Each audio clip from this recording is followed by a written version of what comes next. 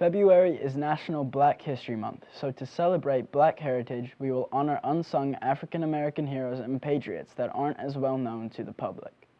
When you think of who invented the internet, most people assume credit lies within multiple people, and this assumption is correct. But few people know of any one person in particular, and many others who contributed are simply overlooked. This is the case with Phillip Emeagwali. Phillip Emeagwali was born to an impoverished family in Akure, Nigeria in 1954. He had to drop out of his school when his family became war refugees and could no longer afford to pay for his education. When he grew older and became a young man, Emeagwali received a general education certificate from the University of London and later received degrees from the University of Maryland and George Washington University. When he later attended the University of Michigan, he participated in a scientific debate involving supercomputers used to detect oil reservoirs.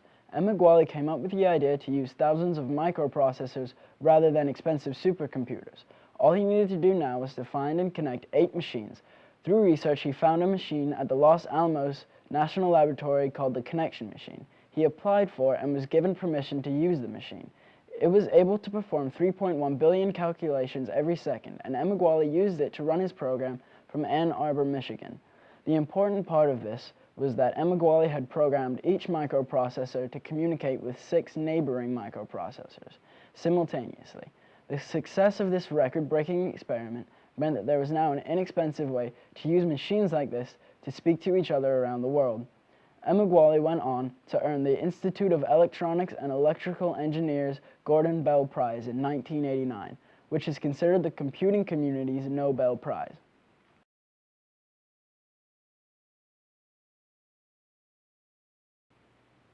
Another brave and honorable African American patriot is James Armistead, who lived from 1760 to 1832. He was born a slave to William Armistead, but after his volunteering for the army in 1871, and with William's approval, came to serve under the Marquis de Lafayette. Lafayette was the commander of the French forces allied with the Continental Army. Armistead worked as a spy, infiltrating British headquarters under the identity of a runaway slave. He pretended to be a spy for the British under General Charles Cornwallis.